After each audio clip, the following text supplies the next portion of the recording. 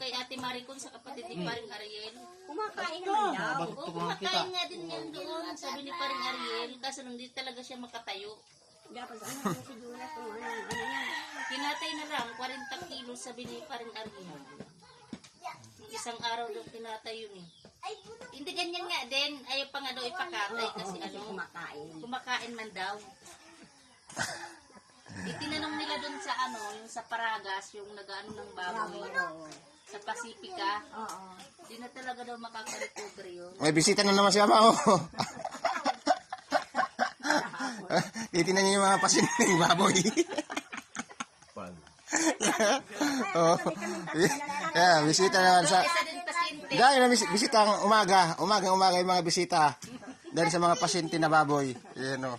3, magkakapatid. Survivor na yung maliliit dyan. Sa gatas. Yun, may bago naman. Yung malaki na. Naghihikab nga siya eh. Hindi makatayo. Kagabi, ilang beses na ako napunta. Nalumpay. Paikot-ikot. Umiikot-ikot siya. Ay, basta Pero kumakain. Sabihin mo na stroke din. So,